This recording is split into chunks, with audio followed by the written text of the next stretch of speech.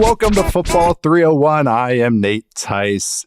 We are doing top 10 defense today. If you did not listen to our first show, the maiden voyage of Football 301, me, Charles McDonald, and Matt Harmon went over our picks for the top 10 offenses. But for defenses, Matt bowed out, but Chuck didn't. Chuck said, bring me that noise. Bring me the monsters of the Midway. Bring me the purple people eaters. Let's find the 2024 version of the top 10 defenses. Charles, Mr. Forverts, how you doing today? I'm doing good. I'm actually having a pretty good Thursday. I started that HBO show Veep. I'm on season 2 now. It's pretty good. Later, gonna go hang out with our mutual pal Keegan Abdu from NFL Next Gen Stats and see if I can finagle stuff from him as we embark upon our journey through the 2024 season. So it's all good over here. Having a good one on this Thursday. Keegan gets you that good stuff. He's got the real deep next gen stat stuff for you. He's good. He's a good friend to have. Yeah. No, I like that a lot.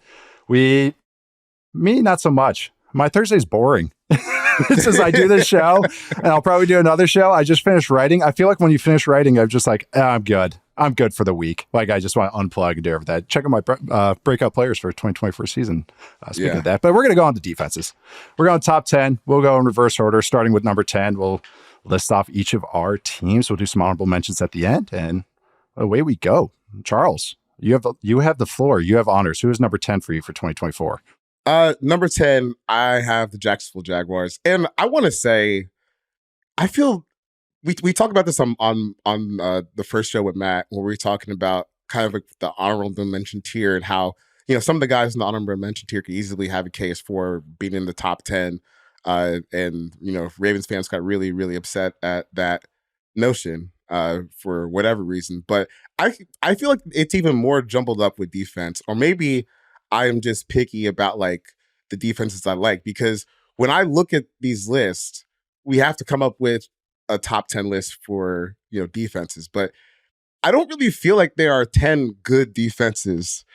When you start looking at the collection of talent, sometimes I feel like it doesn't feel as strong as the offense, where you look at some of these units. Yeah, as complete, like from top to bottom. Like I think there's a lot of defenses that have a lot of good players, a lot of assassins that can go out there and make a play for you.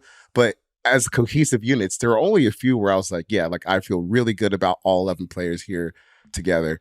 So for number 10 with me, I went with the Jacksonville Jaguars, who they had a weird offseason, but it did benefit their defense. Don't they? Yeah, because they got Joshua Hines Allen, I should say. Excuse me. Good job. I had to do that in my notes. I'm training myself. Hey, he wanted to change his name. I want to make sure. I want to make sure to honor it. But yeah. Well, look, I wouldn't want to be called the other Josh Allen either. So, especially coming off the season he just had. But getting him back in the fold is huge, because he solidifies their pass rush. He gives them a pass rush, really, in general. Because I think when you look at Trayvon Walker, where he's at, he had the 10 sacks last season, but he's more of a cleanup guy, or someone who's going to be your number 2 pass rusher instead of someone who's really causing havoc as the number 1. So you got him locked up. You just got Tyson Campbell locked up, who, he kind of got, I couldn't tell if it was a dig or not when he got labeled as the highest paid non-Pro Bowl cornerback ever. I was like, okay. It's in the tri-state area. In the tri-state area, right. A weird distinction. But he's a good player, and I think getting him back in the fold, if he can stay healthy, that's big. And Andre Sisco, I think maybe some people are a little too high on him. I saw someone say like Earl Thomas range before. Oh no, on Twitter, but no, he is one of the better safeties in the league. So I think when you start looking at just this group together, plus the addition of Ryan Nielsen coming over from Atlanta and taking over the reins, that's going to be a big one. I think it should be big for the defensive line development too. I think the Jaguars should have a space in here as one of the 10 best defenses in the NFL. Yeah, I threw the Jags in at number 9. I'm right there with you. Kind of your opening comments. This is a perfect example of this, about like none of these teams feel totally complete, these units, I should say. And they're a perfect example of this. Ryan Nielsen, the defense coordinator, is doing a lot for me. As you know, as a Falcons fan, what he turned like a very incomplete unit into a very well-playing unit with the Falcons. I mean, they even underlying stats was friendly to them. Not so much DVOA, but EPA, success rate. They really fun blitz packages, simulated pressures, which really helps guys out. And also this kind of At first, when you said the Andre Cisco thing, I thought you were talking to me because I put him as one of my breakout players. So I was like, hey, now. And then you're like saying Earl Thomas. I was like, yeah, okay, yeah. I'm with you there. Yeah. I do that. But I think this defense is perfect for Cisco because he's aggressive. He's heady. He can play towards the line of scrimmage in a way. He can blitz. Like, he can do a little bit of everything, which is perfect for what Nielsen likes to do, especially like how he used Bates last year and all those things. But yeah, cool blitz packages. He likes pocket pushers up front, big, long guys. That's also what the defense or the general manager likes, Trent Baalke, which is almost a meme at this point. But this is what he likes. He's from the Saints system. They like big, brawny, long-armed pocket pushers. They don't want bendy guys that work around. They don't want finesse guys. They want guys that push. Well, that's how Josh Allen wins. He's great kind of knifing inside, making it edgy. They got Eric Armstead. Travon Walker, you already mentioned him, but he had the quietest 10 sacks you'll ever see last year or not see last year. But this type of defense, and what Nielsen likes is perfect. This is good for him. He's a pocket pusher. He has no pass moves. This defense coordinator is like, good. I'm fine with that. So, yeah, just looking at the rest of the roster. You mentioned Campbell's. He's a very good corner. It kind of is perfect that he got labeled as the non-Pro Bowl because he kind of is that tier. He's like kind of Pro Bowl-ish, but kind of just below it. Lua kind of solid, overpaid, low overrated. Devin Lloyd needs help, but I actually think this defense will help him. But yeah, that's where we're saying incomplete. So, but yeah, I also like Darnell Savage, probably one of two people in the world that still does. But they're going to put him in the slot, which is what I'm excited to see that. And maybe being blitzed, make him play forward. He didn't do well when he has time to think. He needs to just run and go. So this type of defense, I think, is good for him. Yeah, but. Yeah. Darnell, the overhang player, is a lot more exciting than Darnell, the deep safety. Because when he's back there and he's got to see and read things out, wasn't fast. It wasn't going well for him. But in the nickel spot, fast and not fast. Yeah. Right. Yeah. Yes. Exactly. Yeah. With the Packers at the end of 2022, he got to play a little slot. And it was kind of a revelation a little bit. And I think that's where I have that back in my mind. That's like, maybe we're going to see that a little more. Maybe I'm extrapolating a little bit too much, but yeah, the Jags are number 10 for you, number 9 for me.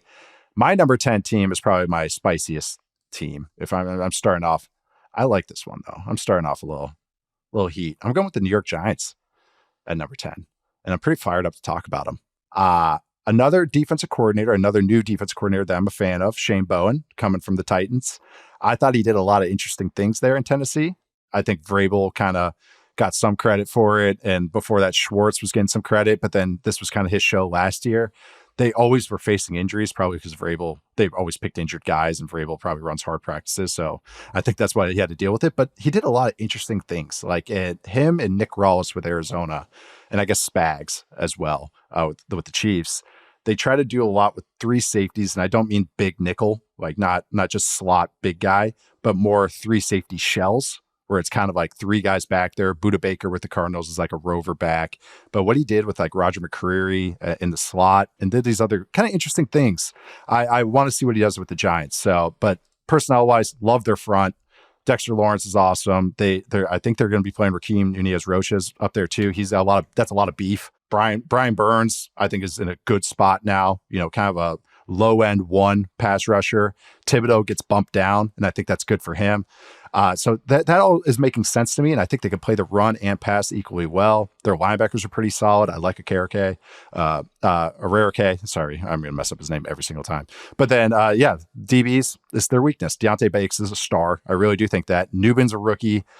Might be interesting. Drew Phillips is a rookie. I think this is a perfect defense for him. He can be used like that McCreary role. So, yeah, that's why I threw him at 10, not 5, not 7, just 10. I wanted to talk about him because I think they just have some cool pieces and a cool defensive coordinator that can maybe surprise some people. The secondary is what scares me. Oh, yeah. Terrifying. Because I'm with you. It's a heat check because I'm with you on Banks, but I wouldn't be surprised if the rest of the group is bad, especially if you're going to start 2 rookies out there. And I don't think it needs to mean a whole lot about like their defense, or not that they're like their future on defense, but where the Chiefs were when they won the Super Bowl with like all rookie defensive backfield plus Justin Reed. That's kind of an anomaly. That's a good call. Yeah. Yeah. But still, This is the kind of defensive line that I'd love to watch because these guys are gigantic. Dexter Lawrence, Jordan Phillips, Raheem Nunez-Roches. You're not going to have a fun time running the ball on them. And even when you start getting to the edge rush, Kayvon Thibodeau, he's kind of in the class of Trayvon Walker, where it's like it was a quiet, high sack season where you're not actually getting a whole lot of pressures. Right. But now, as the third guy with Lawrence and Brian Burns, that's probably even a better situation for him. And I think even on the Hard Knocks, they talked about how, getting Brian Burns will add just the depth that they need probably to help KT break out a little bit even more. So I think this is a good front. I think the front's going to be kick-ass. I think Shane Bowen's a great guy to have for this front seven. Yeah. I just look at the secondary and I'm like, ugh. I get it. I went on with the JM football guys, the John Boy Media football guys, and it was their national show, but it was two Giants guys, Bobby Skinner and Justin Pennick. And I was talking with them, and I was like, I couldn't wait to talk about their defense. And they just go, "What about the DBs?" And that's all that's all we're staring at. And I was like, yeah, I just keep staring at that front though, and I see Banks. I know, so it's maybe one of these. I mean, I think it's, you kind of mentioned the Chiefs with all the rookies. It's kind of the same thing where that was more like a mid-tier defense that got better, like overall as the year went along. That maybe I'm getting ahead where it's top 10. They're more like 16th, somewhere around there, middle of the pack. But yeah, just want to talk about the Giants a little bit. So that I already talked about my number 19, the Jags. Who do you have at number 9? I would basically just copy and paste just about everything we said for the Giants and put it onto the Raiders as well. Yes, because like this is a my defensive line group that I cannot wait to watch. Especially with Christian Wilkins and Max Crosby. Not only are they skilled, but those are two of like the rare Iron Man type of guys on the defensive line in the NFL, where Max Crosby, he played over the past 2 seasons, he's played about 95% of the Raiders defensive snaps. Christian Wilkins is about like 82 or 83% of the Dolphins defensive snaps. Yeah, dude, neither guy has missed a game. Well, Max Crosby has never missed a game. Christian Wilkins hasn't missed a game in like 3 seasons, and he's played all these snaps. So that's good because I think they're going to have to lean on those guys because they don't have maybe the greatest depth of the world up front. If you can get something from Tyree Wilson this year, that would be big for them. But really, I'm not ready to write anything about him yet because I just don't know. I don't know. I don't know. Yeah, so I have no takes on Wilson yet. I'm just like, that's a November thing. Yeah, I watched a good amount of the season last year, and it just incomplete, totally incomplete. I mean, he even got off to a slow start. But then you start looking at the secondary, and it's just like, man, I don't know. That's I do enjoy watching Jack Jones. I don't think he's like, a strap up every man coverage corner, but he makes plays on the ball and he can take it the distance. And I think that even if you're not going to be like a super sticky man coverage guy, having those ball skills can be, productive for you. But then the rest of the group, I don't know. Jacorian Bennett, that's still a work in progress. Trayvon Moehrig, I don't really feel any type of way about. So, he's okay, right? He's not. Well, I say that because he's not as good as I thought he was going to be coming out of TCU. You were pretty high on him, weren't you? Yeah, I was pretty high on him. I wasn't watching DBs then, so it was good. I have no. That's incomplete for me. So it's just pro take. That's it. That's all I got on it. And then Nate Hobbs is like interesting. He's interesting. Yeah, I like the DC too. Patrick Graham. Yeah, he does some good stuff. No, they were my honorable mentions. I just missed the list. I'm with you. Wilkins and Crosby is gonna be sweet. Like that's gonna be a really cool pairing. I actually like the linebackers a little bit. Me too. Yeah, I like Spillane, man. I do too. He had a nice year. I know. He's a tough son of a bitch, man. Like, he is. I like watching him play. I like watching 41 might be the ugliest football number, but sometimes guys are perfect for it. Kamara is kind of his own thing, but this is just me being way too online. But what I think of Spillane was when he was a linebacker for the Steelers. There was a point where Ryan Clark, who works for ESPN, he was going on about like how if he played in today's NFL, he would have no fear about tackling Derrick Henry, right? And this is in the lead up to a Steelers Titans game that they're about to play. And I remember they actually get to the game. Ryan Clark spends the whole week arguing with Titans fans about how he wouldn't be afraid to tackle Derrick Henry. Also, if you watch Ryan Clark play, he would not be afraid to tackle. No, he wouldn't. He would not. That was the whole thing. No, right. That was the whole thing. But in the game, the Titans, they get down to the goal line and Robert Spillane, he absolutely annihilates Derrick Henry at the goal Yep. line. And Ryan Clark gets back on Twitter. Is like, ha ha, see, look, I told you it's doable. And that was better than he was. But that's just my online brain. And then that's like your memory of him. And then you're like, oh, that guy. And he wears 41. Yeah, that helps. No, I like this call. I thought this was pretty good. I'm glad we get to talk about the Raiders a little bit. Like I said, I already did the Jags. We'll move on to number 8, my number 8 team, which you had ranked higher, which I was even shocked by, which I'm excited to talk about. This is the Bears. The Bears are my number 8 defense for this year. I think I might be low. They're deep. This is a defense that's loaded at every spot except for like the second edge player. But other than that, this team legitimately, in my estimation, I would say 10 of these players, 10 of their starters are above average or better starters. Like that, and not a lot of teams could say that. And really, it's, you have 12 role players, you're going to have a slot or like a third linebacker. I would say 11 of 12. I just really like how they're built. They play a lot of zone. They're kind of more of a sound coverage unit with some stuff on passing downs, but they have Montez Sweat up front, who was very good once he got to Chicago. He plays so hard. It's really fun to watch. I like their group of defensive tackles. Andrew Billings played awesome last year. Their 2 rookies last year, Dexter and Pickens, both had moments. I didn't think they needed to add there. Maybe, some, not garbage vet, I shouldn't say that, stopgap guy, just to throw in there for protect. He just stinks, I can't believe I just said garbage. He's awful. I was trying to think of a different word than street, and my brain went to garbage because maybe it was talking about New York earlier and the rats that we were talking about. So I did a SAT association there. But yeah, I would say the other edge spot, I know Bears fans made a big deal about. They're going with DeMarcus.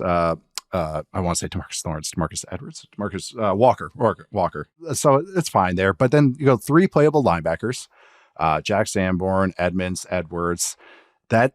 Some teams don't have 1, and they have 3 that I would say are above average, and I would say maybe even good or better.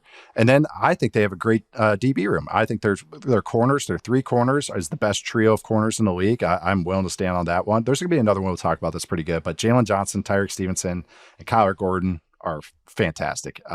You can match when those 3 were on the field together in their defensive improvement. Then when Montez Sweat got added, then they added Phil Snow to help out with the defense as well.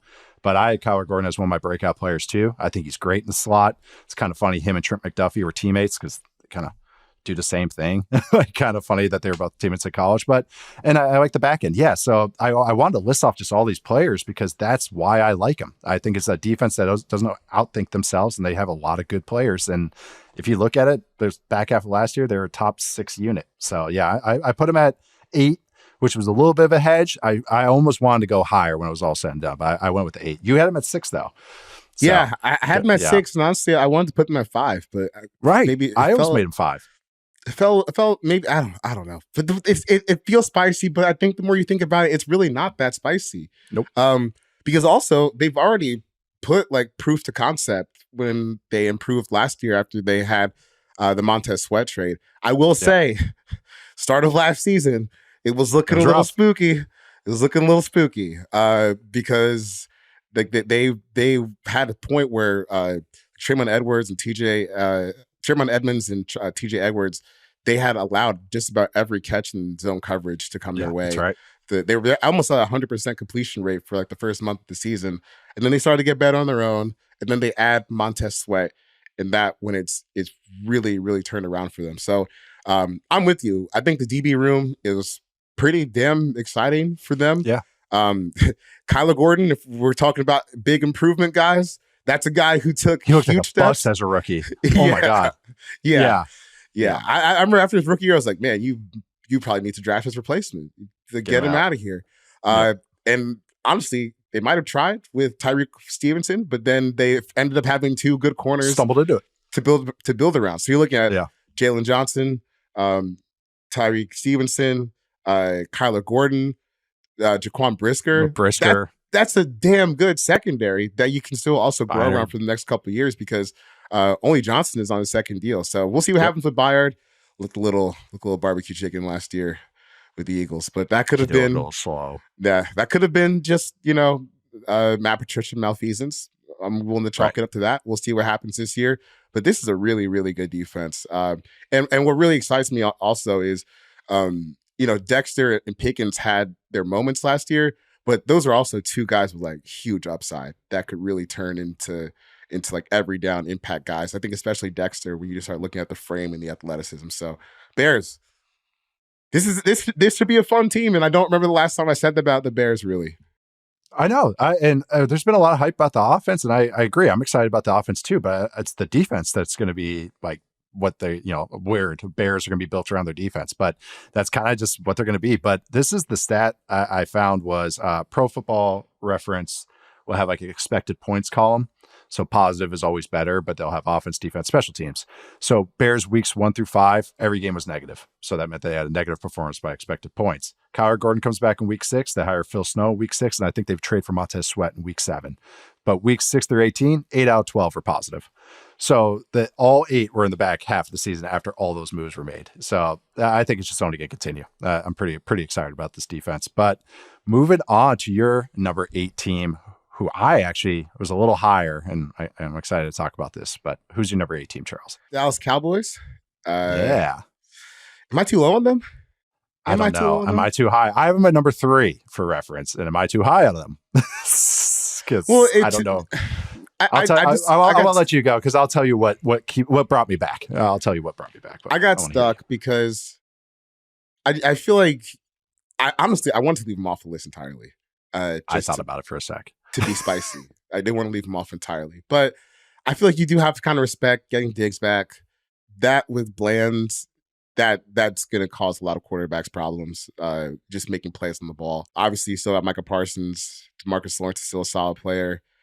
I started looking at, I still look at the middle of this defense, and I'm like, I don't really see a whole lot by the way of resistance here, unless Mozzie Smith gets a lot better than he was last year. If last year was just a blip on the radar for him, rookie struggles, I wasn't quite up to par, then that changes kind of like the whole math for them. But just based on what we know right now, I still think this is probably one of the weaker run defenses in the NFL. But man, they are going to make a ton of plays against the pass. And also, I think you can say that they might have upgraded defensive play calling this offseason. That is what got me back. There it is. You hit it right at the end. I said I was originally going to have, this is literally my note, I was going to have Dallas lower. Then I remembered Mike Zimmer is here. Yeah. It perked me up a little bit, and that's what brought me back. I think his defense is just because of Dan Nature's nature of his defenses and Mike Zimmer's nature of his defenses. Just look at their personalities. It's just going to be more sound. It's just going to have more structure to it, which at first you'd be like, well, wasn't that the good thing was how chaotic they created everything? I don't know. I think it's actually going to be a little better when you kind of maybe get Micah pointing in the right direction a few more times and get all these guys playing on the same page, because last year, so this is what my first thought was, it was kind of going into last year's wildcard game was I kind of, one of my kind of lukewarm takes, I should have been a little louder one, was I think the Packers are going to have their way with them. And it was because in the back half of the year, since week 12, they were 29th in success rate, 26th against the run, 29th against the pass. They were just bad. Jonathan Hankins, their defensive plugger, gone. Nose tackle, gone. And you could say, yeah, we drafted Maisie Smith. Maisie Smith is like a gap shooter. He's not like a plugger. He's big, but he's not like a eat up 2 blocks and let everybody else do all the fun work. That's what this defense kind of needed. But now you got Zimmer. And Zimmer's a true 4-down guy. They're a little bit more disciplined gap shoots. It actually kind of suits everybody a little bit better. So that's why, okay, Osa Odigizua, their other defensive tackle, is really good. And he's another gap shooter type, not a lot of beef. Micah Parsons. DeMarcus Lawrence is very good. Linebackers, ... I'll just, Clark had moments, but he's just okay. Kendricks is old. And that, again, I'm going to come back to that. But then the back end has got what got me excited. And Zimmer with DBs and with DB group like this, that speed and versatility, that has me excited because that's what Zimmer does really well with. And also, like you said, they can create a pass rush. This defense, my only hot take on this will be this defense will be first on 3rd down this year. Because Zimmer is always up there. And this, I want to see what he does with Parsons on 3rd down, because I think he'll, they do all that double A gap stuff or over the center. He's going to just do that with Parsons. It's going to be insane. So I'm very, very excited to see this defense. But I'm going to tell you, when I first started putting notes down, digital ink to digital paper, I was like, yeah, 10, 9, maybe off the list. And then I just got higher and higher because Zimmer. Zimmer's brought me back. Dude, Yeah. I started watching while I was looking at this, I started watching Xavier Rhodes highlights. Okay. And I was like, why? I don't see why this couldn't be Trayvon Diggs next year when he gets back, if he can move. Yeah. And like, dude, Zimmer is like, he's had a lot of good corners, and dude, this group is going to make plays on the ball. Yeah. They might. He take gives some them gambles. Opportunities. Right. They Yeah. might take some gambles and mess up every once in a while, but that's the name of the game. So That's it. I'm really excited to watch what he does, and that was the switch that maybe put them back in the top 10. They're like, oh, they got Zimmer now. Like, they might actually. I know. It was the draft show we did. They drafted Nealand from Western Michigan. And I was like, that doesn't make sense to it. Oh, Zimmer's there. Yeah, Zimmer's there. Yeah. He's a big 4-3 DN. I'm like, oh, okay, that makes a lot of sense. Yeah. Mike's and then apparently their 7th round pick is some big burly guy from Kentucky, Justin Rogers. And apparently, I heard some Cowboys fans say he's going to be our beef eater. Okay, well, space eater. We'll see. But that is 10 through 8 to recap.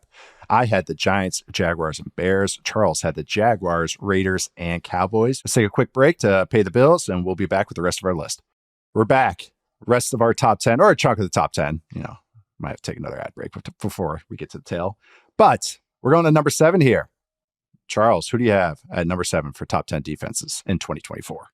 I have the San Francisco 49ers. I don't really know what to make of. I don't either. This whole team. This whole unit, I should say. Yeah. Okay. Because we feel good about the offense. We're unanimous. Best offense in the NFL. But on defense, Trent Williams sold out. The defense is interesting because I'm not really sure that they needed to fire Steve Wilkes after last season. I know that it didn't go as planned, and you get down to the end of the game, you get down to a 4th down, and the next thing you know, there's Chiefs confetti all over your head in the Super Bowl. I understand. I get moving on. But I don't really know if changing from Steve Wilkes to Nick Sorensen as your play caller is really, fundamentally going to change the results all that much. But here's the deal. Like, sometimes you just have to nod to the personnel. And you have one of the best edge rushers in football, Nick Bosa. You have probably the best linebacker in football with Fred Warner. I really, really like their safety room with Jair Brown, Hufanga's back. They got our guy, Malik Mustafa, in the draft. And even the cornerback room. Yeah, I've always been a fan of Travarius Ward. Lenoir, the other cornerback, is pretty solid too. So they have some dudes on defense. I do think it'll be interesting just to see like what shape it takes schematically, but I would imagine it will be whatever Kyle wants it to be in terms of that. they've had 3 coordinators there, and they basically all ran the same stuff. Same thing. Until like 3rd down. It was like a little like Wilkes, I think, did a bunch of man, and I know that was like crazy that he did man coverage. The big questions for they ended up being my number 6 team, and I'm with you. This was the one that was, okay, they have question marks more than I would like to have them at number 6. But then you look at the stars and you're like, those are really good stars. Those are really, really bright, shiny stars. But that's the best linebacker duo. I think Dre Greenlaw and Fred Warner. Fred Warner's the best linebacker in the game. Roquan Smith, I think, is the only one that up there as well. They're erasers in the middle of the field. That is such a cheat code to have of that. Doesn't matter who the defensive coordinator is. As long as those two can do that, that's awesome. Then they can put pressure on the quarterback. But the big question marks for me was, can they stop teams when they go heavy, when they get the bigger personnel? Can they add some new passing down wrinkles? Sorensen, they have Brandon Staley on staff. And even though Staley's, tenure with the Chargers did not end very brightly or shiny or well at all, he was doing some cool stuff on passing downs. So I will give him that. I like him as like an assistant again to maybe sprinkle some stuff in. I would say, and then the quarterback room, who is the other corner? You just already mentioned it. Travarius Ward's awesome. Demonador Lenoir is a pretty solid guy that can play inside and out as well. I think he's best as a slot player for them. But they were dead last against the run last year when teams went heavy in terms of success rate, because they match bodies, or they did at least in the past. So if a team went heavy, they went heavy with 3 linebackers on the field. That 3rd linebacker was a huge issue for him. Or I think it was Oren Burks last year. Yeah. And then now they got, Slenderman. yes, that's great. Yeah, that's how he's built, isn't he? Yeah, I know. 6'6", 215. Yeah, playing linebacker. I know. But this is a long way for me to say I like the Devondre Campbell signing. Me too. I like that. That was a good way to shore up what was a huge weakness for them. And I know that sounds so obscure, the third linebacker spot. In this defense, it mattered because offenses started punishing them. They were like, okay, cool. Well, we're going to get after Burks there. So I think they did some small things that I liked, and they just have the stars. So they also, yeah, you already mentioned Mustafa, and I think he might start for him by the end of the year. And I'm excited to see that because he's a fun player. So I ended up putting him at 6. I think when it was all said and done, I maybe should have flopped them with the Bears, but they're still a top 10 defense to me. My number 17, which was your number 5 team, your 5 defense, I'm on the Ravens, a fan base that already loves us. But I another defense. That was unbelievable. That was, man. God. Look at our Lamar takes. Look at my Lamar Dak takes. And Cowboy fans and Raven fans were like, God, these guys always just slander the Ravens and the Cowboys. And it's just like, but anyways, with the Ravens, love Matabike. Michael Pierce had a nice year last year. Travis Jones is talented. Oweh really has come along. Maybe we'll see a little bit more. We'll see if Ajabo comes back. Love Roquan Smith, arguably with Fred Warner, one of the best linebackers. Trent Simpson might not be as big of a downgrade as maybe people think from Patrick Queen. I agree. So, yeah, Patrick Queen, who was named like a top 5 linebacker, I think, on the Jeremy Fowler polling, which is what's with the NFL and linebackers? They just can't ID these guys. It's like they see the first 2 and then they just quit on the rest. Like, well, it's not Fred or Roquan, so who cares? yeah, I know. That's always just weird rankings, but yeah, Roquan's still there. That's what matters most. DBs are a lot of fun. Marlon Humphrey's fun. Kyle Hamilton's a star. Eddie Jackson from the Bears, fun ball hawk kind of player. So they just have a lot of smart, aware back end, a lot of ball hawks. The new defense coordinator, Zach Orr, I know people are really high on him, but this is his first time calling plays. So that's why I couldn't maybe just go, oh yeah, they're top 5. So him and just the changes along the front, that is just maybe what has me from maybe anointing them. But if they're top 5 or even top 3, I wouldn't be shocked, because if they can kind of keep the good times rolling, like this is a very good defense that does a lot of fun stuff, and a lot of it's what everyone's going to probably be copying if they continue what McDonald was doing before.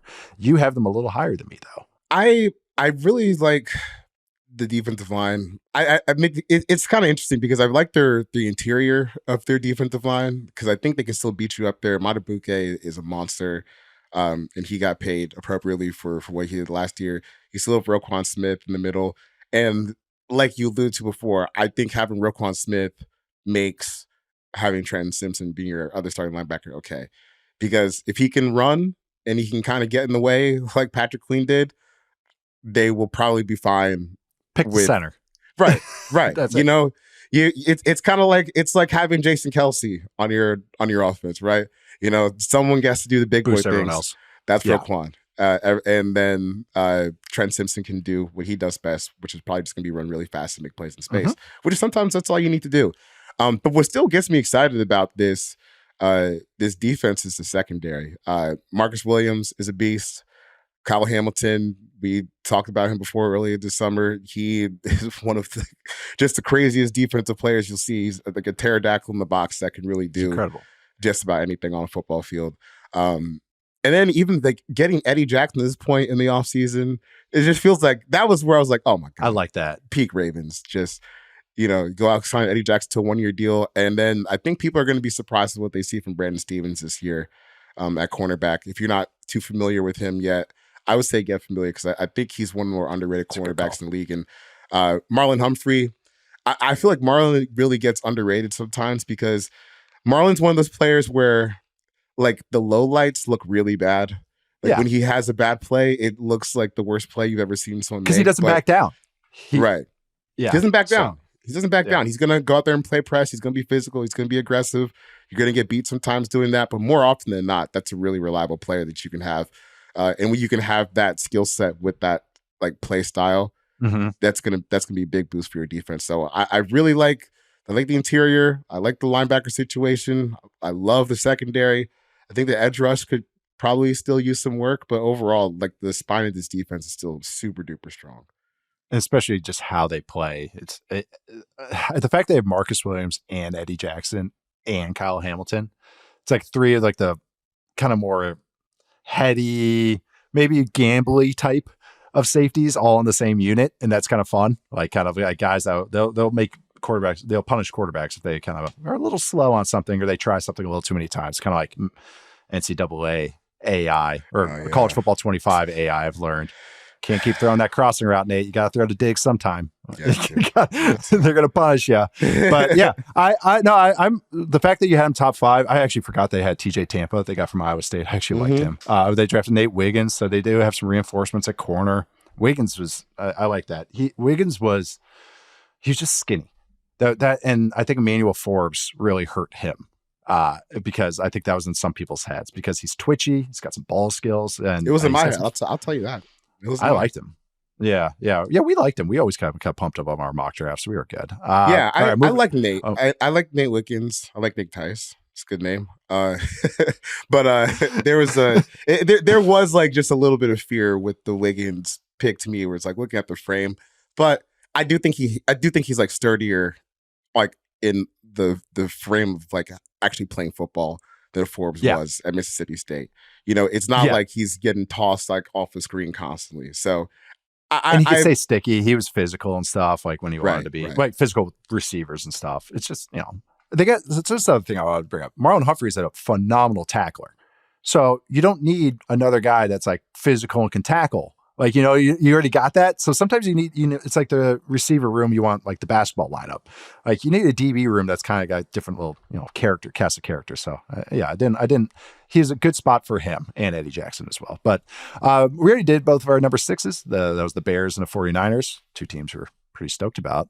Moving on to number 5. Number 5 for you was the Ravens. For me, it's the Chiefs, who you are a little bit higher on than I am. I won't spoil it. You can say it. Where do you have him at? I have him at 3. I like that. Yeah. And I'm why do you have him at 3? What's our? I'm drunk on Spags. I don't know. Yeah, that's. I love the secondary. The secondary. Just, I love what you're having. McDuffie. Like I went back in a couple weeks ago. I went back and I rewatched the Super Bowl. Dude, McDuffie was so good in that game. Awesome. There's just something cool about a lockdown slot player that aesthetically is very pleasing to me. So I'm still a big fan of this defense. But I guess I'm higher than you because you have them at 5. I have them at 3. When I just look at the 2 deep on this team, it seems really good. And I know who's calling the strings. I know who's calling the strings. I don't know. Maybe that's just too simple of an explanation, but we've seen the past 2 seasons. And they've steadily gotten better under Spags. And I think that this personnel they have, especially if they get anything from Felix, the Kansas State edge they drafted last year. FAU, yeah. I get it. I know. I think my original rankings, I had them at 3, and I just dropped them a little. And maybe it's just a L'Jarius Sneed thing. But then it's like they have reinforcements everywhere. Like you just said, they have depth. They have a defense that I don't want to say it's an island of misfit toys, but it's like because Spags is so unique, they can kind of get guys that they can use guys that others can't. So they kind of, Leo Chanel is like the perfect example. Like he only can play in like 3 defenses, like in the league right now. Like if you had him playing like, Fred Warner, oh God. Like, but if you have him near the ball as a blitzer, as a run stopper, as kind of like a unique chess piece, yeah, Spags uses him like that as a thumper and stuff. They got a lot of smart guys, physical guys. So Chris Jones is great. I mean, phenomenal. Happy with the new contract. George Karlaftis is a nice, like number 2 to have on your D line. I was right there with you. I said Felix Ndike Uzama. I've practiced this name, so I'm going to show off. I just call him Felix, the Kansas State edge. FAU is what I did for a while, but they bring guys along slowly, and I thought he's a DPR type, like a designated pass rusher type, but I like that, and I think they could use that pretty well. They can hide them better than other teams can. I'm sorry, but tackling was a big improvement last year. That's why Justin Reed rocks. Yeah. this is a top 5 defense. I think it's like, and they were the reason they won the Super Bowl last year with them and Mahomes. It was the defense of Mahomes. It wasn't the run game. It wasn't the pass catchers. It was that's what it was. Have Spags in this defense and Mahomes, get enough wins. We'll get you all the way there once we get into January and February, actually. Yeah. So I'm excited to watch them again. I am too. So that, yeah, I'm always with the Chiefs. It's just everything they do is fun. But anyways, we have got 10 through 5. We're going to take a quick break after this, but 10 through 5. Charles, you had the Jags at 10, Raiders at 9, Cowboys at 8, 49ers at 7, Bears at 6, Ravens at 5. I had the Giants at 10, Jaguars at 9, Bears at 8, Ravens at 7, 49ers at 6, and the Chiefs at 5. We're going to take a quick break, and we'll be back with the rest of our list. Tail on the list, the good stuff, well into the top 4, the 4 horsemen, the final 4. Who do you have for your number 4 defense this season, Charles? I have the New England Patriots. Love this. And honestly, I even felt like I was shortchanging them a little bit, but I felt too good about the top 3 that I had. I couldn't quite crack the 3 that I have left. Well, we did talk about the Chiefs, so I guess the last 2. This defense, it's okay. So our friend Derek Klassen, he loves the Patriots defense for all the reasons that I think you should love about defensive football, because they just run through people's faces, and it's amazing to watch. And also you still get to keep the continuity from Jerod Mayo last year, where he's going to just be promoted to the head coach. And I would imagine when you get a guy like Alex Van Pelt to run offense, that's probably so Jerod can stay in his comfort zone on defense and help out in that manner. So I think that the people should feel really good about where this defense is. And also, you get Christian Gonzalez back, which is huge for this defense, because he was playing really good football before he got hurt last year. And, if you're going to look through the bastardized lens of what kind of injury you would like to have, at least he didn't mess up his legs. So he should still be able to run this year. And I'm excited for him to get back into it. And hopefully his rookie year lasts a lot longer than so hopefully, his second year lasts a lot longer than his rookie year did. But you still have Kyle Duggar, Matt Judon, Christian Barmore, even Keon White's a nice guy that can come in and plug the run. Glad you mentioned him. Because Keon White, I remember before the season, or before the draft season last year, I was watching him when he was at Georgia Tech. I'm like, man, I don't quite love him, but there's like 2 defenses that will really work for him: Baltimore and New England. And he landed with New England. And this is the kind of like, just the inside out guy that they kind of like, that doesn't really have maybe a true home at any position, but if you just move him around just enough, perfect for them. Yeah, it's perfect for them. So I think that this defense is going to be fun. Everyone, especially at the linebacker level, like they'll pop you in the mouth. Maybe it's not the rangiest linebacker crew in coverage, but they have enough on the back end to make up for it. So this is definitely one of the best defenses in the NFL. And I think it's good that even Drake May gets to play with the defense like this, just to help protect him on the back end. Right. Give him some nice field position in your rookie year. If you are high on them, I'm even higher. They are my number 2 defense. I am pretty stoked to see this defense. They, last year, even statistically, 9th in DVOA, 11th EPA per play, but played better than that. They're hard out. Like, they're a hard matchup for a lot of offenses, and even offenses that I think in theory should give them issues. Dolphins, maybe the Bills, teams with a little bit more team speed. Bills might not be great, but they have Josh Allen and stuff. But teams that just have that more team speed that should be, the counter to this type of offense, they're the ones kind of holding the pen last. They're the Patriots defense, were the ones kind of dictating everything and making things ugly on the offense.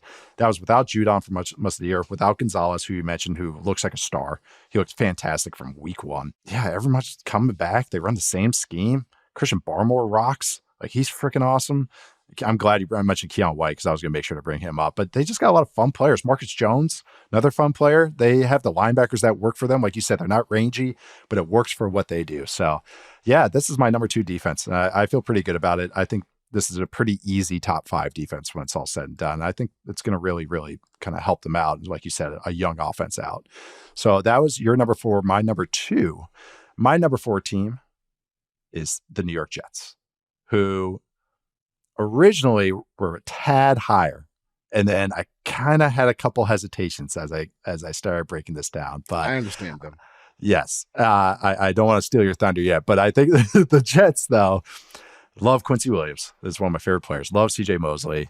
Even if he's getting older, it's a good pairing. Speed and got the smart guy. I always like that kind of pairing. We've already talked about that. But Sauce Gardner, awesome. Quinnen Williams, not Quincy, but Quinnen Williams, the brother, who is the actual star and one of my legit one of my favorite players at any position in the game is Quinnen Williams. I just that's the defensive tackle I love. You know, that's the Kevin Williams successor. Yes, to me. Yes. You know, like, that's a great comp, isn't it? Yeah.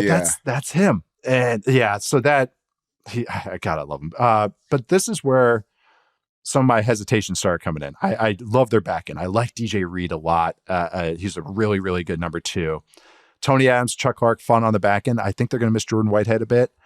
And the front is good. It's almost very good. It's just not as scary as maybe it was last year. Maybe that's the Hassan Reddick thing and his holdout in my head a little bit. But even, Javon Kinlaw might be starting for them. Maybe this will be a better chance for him up front. Jermaine Johnson has had moments, but I don't think, he's kind of gotten to tee off in good situations. Now he's taking on more of a role. Might be a little too much for him. So I think he's good, solid, but maybe not high end like I think other people think. So their front, which I think is their identity, is more good to very good than excellent to elite. So that's where I maybe am just kind of hold my breath a little bit. And I kept them a little lower than number 1 or number 2 or 3. I kept them at number 4, which is still awesome. Still a top 5 defense, which could be exciting. But you have them higher. How much higher? I have them at number 1. And honestly, it's just, I get the concerns because I have some of them too, where obviously Quinnen Williams, that's, a no-brainer, like all pro guy. Future Hall of Fame talent if he keeps this up. Next to him, you're looking at Javon Kinlaw, maybe some Solomon Thomas sprinkled in there on like third downs. It's not great. It's probably I don't even know if it's as good as what they had last year. But still, he's so good. I think you can cover up some of that. The Hassan Reddick thing that's the wild card to me because obviously they traded for him. They're gonna have to play him because if they don't get to the playoffs this year, everyone's gone. So you gotta get him on the field somehow. And I think that is just such a dire situation for them that they probably will. So let's just put him back in there. That's gonna help because I don't love like some of the other stuff behind Reddick. Where you're looking at Will McDonald, didn't really do all that much last year. Jermaine Johnson has kind of been the Trayvon Walker, like clean up, like second tier kind of guy on a team, which is okay if you have a Reddick, and I think he'll be there. But what gets me so excited about this defense is the back 7. You have CJ Mosley and Quinnen Williams, and then for my money, I think this is the best cornerback room in the NFL, where you have Sauce Gardner, this was the other team I mentioned with the Bears. Yeah. Yes, this team. Yeah, he's a legit number 1 eraser kind of guy. I saw, some unnamed NFL executive said he's overrated and holds too much. I just come on. What are we doing here? I know. Like that's like what different. That's what Patriots fans like 1776 on Twitter says. Oh, Sauce Gardner overrated. He holds too much. It's not Drake what you May should be 420. saying. That's right. What yeah, Drake May 420. Like if you're watching this and you're like, oh, Sauce Gardner, he holds too much. I think you just don't like football because how could you not appreciate he's an eraser. He's an eraser out There's there. only a few of those right now. Right. There's only a few. Yeah. And then even Michael Carter, I think he's probably one of the better like nickel corners in the league.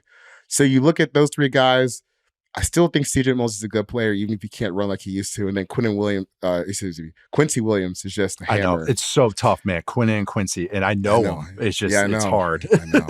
And they look like each other too, except one's 6'4", 300, and one's like 5'11", 230. Who stole all the meals? Right. No, it's funny because Quinnen does look like a supersized version of Quincy when they take their helmets off. Funny. So funny. But yeah, I think the secondary situation is passable probably. I know they hyped up Tony Adams a lot last year going into the last team. I don't think he was probably quite as good as they were saying, but still quality safety to pair with Chuck Clark with that cornerback room, I think this should still be the best defense in the NFL. I No, think fans are gonna hate me. it's gonna be a plus defense. Like that's the thing. They're tough to throw against.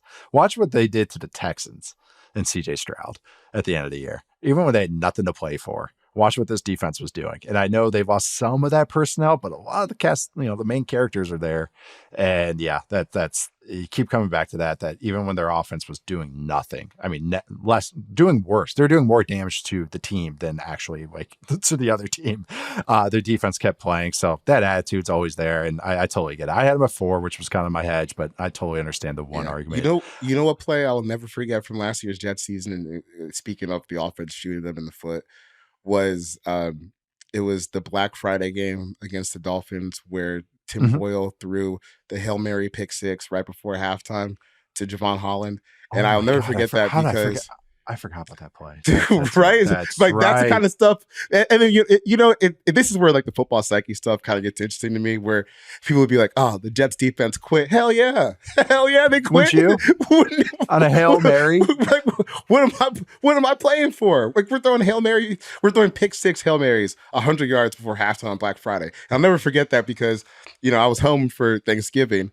And my dad just burst into my room. Did you see that? And you're thinking it's gonna be like some awesome touchdown, and you're like, "Well, it's a touchdown." Maybe not what we expected. Yeah, that's one of the craziest, dumbest things I've ever seen in my life. But hey, Aaron Rodgers is back from Egypt, so the defense has helped. Apparently, he was tearing it up. His number 1 receiver today was Alan Lazard. But no, I'm telling you, last year they had that drive of Rodgers to Garrett Wilson. Oh man, and those throws are burned into my brain. That I'm like, that's why I'm not like totally out. Like I'm kind of midway on the Jets offense because it's like I don't know. They're in their own class of projections. I feel like they could be anywhere. Like honestly, it could be a top 8 or bottom 8. It could be bottom 4. Like it could be. I wouldn't 6, be surprised with any. Wouldn't be shocked. Honestly, it could be 16. Yeah, all of them. We already did number 3 for both of us. That was the Cowboys and the Chiefs. We'll go to your number 2 team because I don't want to spoil it yet. So your number 2 defense, Charles. Go back to back here. Who do you got? I have the Cleveland Browns. Shout out to our wonderful editor, Joey Galino, who I accidentally left him off the first time. And he sent me a text message basically saying, "You moron, how could you leave the Browns off the top defenses list?" And to his credit, correct, because how could you do something like that? This is unequivocally one of the best defenses in the NFL for the regular season last year. By just about every metric, they were the best defense in the league. They weirdly got buzzsawed in the playoffs by the Texans. Gave a ton of chunk plays. Shredded, like shredded. In a way that was honestly kind of shocking to me. And also one that didn't get overblown as much as I should say overblown. There wasn't enough reaction for actually what happened. I get we're all like kind of praising Stroud and everything, but it was just kind of like really in context, that was pretty insane. What happened in that game? Yeah. Yeah. I also feel like, and maybe this is just me being wrong, I don't know. If you play that game 10 times, I don't know if that result happens again. Like that's how good the Browns were on defense. Like they, but sometimes you just get shredded. But when you look at this defense, the secondary is really strong. I know that Denzel Ward and Greg Newsome are probably more of like your casual fans, expectations of what you're thinking about when you hear Browns cornerbacks, but Martin Emerson's a pretty good player too. He's good, man. You have obviously Myles Garrett up front. Darius Smith is still a good player. Dalvin Tomlinson is here. They just have so many playmakers on every level of the defense. And even this is a situation where a guy like JOK, the linebacker that they drafted from Notre Dame, the small little speedy guy, this is a situation where he can thrive because he doesn't have to be someone who has to take on a bunch of blocks and stack fullbacks in the hole. No, he can just run because he's got dinosaurs up front that can beat blockers for him. And this is a spot where he can play well too. So I think that this should still be one of the best defenses in the NFL, barring injury. Jim Schwartz was perfect for this unit. They should be good again. Maybe you have some weakness at the second linebacker spot, but overall, it's hard to poke too many holes in this defense. And I also think, we talked about the Jets and The Bears is the best cornerback room. The Browns, they're probably not too far off when you start looking at their top three guys. Yeah. Yeah. No, Browns were. I came in not expecting this, did a little bit more studying, but they ended up my number one defense. So, well, they're your number two, my number one. And it was actually fun when we first entered into the doc or listings. I saw that you didn't have the Browns in there, and I was like, oh, this is going to be an interesting conversation. But I know defense, so it worked out great. But I know defenses are not supposed to be sticky, at least statistically. But I do think there should be some recent evidence entered into court because of what has happened recently with some of these defenses and how they've sustained success over the last few years. 49ers, Cowboys. I know we say maybe those guys drop off, but just look what's happening year after year. Not as easy as the schedules last year. They faced a lot of bad QBs, a lot of rookies off the street and those types. But this is what I always come back to, and sometimes this is prospect scouting I come back to when they're like, well, he only went against so-and-so. It's like, did they look dominant? Well, yeah, good. That's how they should look. Shouldn't a dominant defense make a bad quarterback look like a bad quarterback? Like that is the point of bad quarterbacks and why we call them bad quarterbacks. And that's, I started diving in. The Ravens had an outstanding defense as well. But the Browns stats were even better. Like this was one of the top defenses, at least by EPA, success rate, those things, since 2002, period. Top 15, top 18, top 20, every metric that you look at. And everyone's coming back essentially. They have true stars, true top player at position type players like Myles Garrett, who, defense player of the year. They have a lot. This is a defense that has a lot of speed. They have a mentality that's infectious because of Schwartz and who their players are. You mentioned the back end. I like the DBs. I'm glad you gave Emerson a shout out. He's a good player. They've had layers. They have depth. They have 4, 5, 6 guys that can rush the passer, maybe more. No, seriously. Rocks. They drafted Mike Hall, who I was super high on in this draft. This is a perfect situation for Mike Hall to develop because you can be a role player. Yeah, it's. I know. It's just Mo Hurst is still there. Like they just have so many guys. They drafted that Ike guy from Baylor last year, the big beefy guy. Mm-hmm. So it's just a defense that has speed, talent, tenacity, mentality, just everything, and that's why they're my number one defense and your number two defense. Right. So yeah. They were one of the few defenses last year to beat up on our consensus number one offense, the 49ers. Because they needed like a last second drive and they really made life tough for Purdy. I think that was a PJ Walker game. Debo got hurt. Yeah, that was an ugly game. It was a really ugly game. Yeah, Debo and I think CMC got hurt. And then it was just kind of that was such a messy game. They got beat up. Well, they had a statement week 1. They played Burrow and Bengals, and they made him look. Burrow had the calf, and they just made him look silly. Like they couldn't get anything going. It was like one of the worst statistical performances in recent memory that we kind of were just like, oh, it's the calf. It's like, well, this defense is pretty good too. Pretty good. Pretty good. The one thing is Schwartz is Schwartz. Like he runs his own stuff, and sometimes that could be frustrating, and certain offenses can get him. But I kind of I want to see what year 2 looks like, because if that was year 1, now he can get him playing in a certain way. So I want to see the layers they add. So that was another kind of like check mark for them that could be a negative, but I think it's actually going to be a positive because we'll see year 2. Year 3, year 4 we'll talk about, but I think year 2, it's only going to go up a little bit more. So to recap, Charles, you had Jaguars at 10, Raiders at 9, Cowboys at 8, 49ers at 7, Bears at 6, Ravens at 5, Patriots at 4, Chiefs at 3, Browns at 2, and the Jets at 1. How many AFC teams is that one? It's a lot. 7 AFC teams. Yeah, AFC is fun. I got the Giants at 10, Jags at 9, Bears at 8, Ravens at 7, 49ers at 6, Chiefs at 5, Jets at 4, Cowboys at 3, Patriots at 2, Browns at 1. A lot of similar teams, but enough differences. That was fun. Defense. Defense could be fun. That's why you rank them. That's why you do the top 10 defenses. But we'll be closing it out today. We'll be back next Tuesday with another episode of Football 301. Matt Harmon will be on there. I'm Nate Tice. You can find me at Nate_Tice on Twitter. That is Charles McDonald. You can find him at 4Verts. Please subscribe, rate, like. Please like us. Please rate us. Like us. Please clap. Wherever the podcasts are, Apple, Spotify, all the good ones.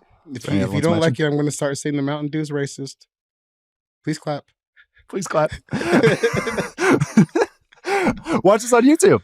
So you can see Charles say stuff like that. YouTube.com/Yahoo Sports. We already got mailbag emails rolling in, apparently. Keep them coming.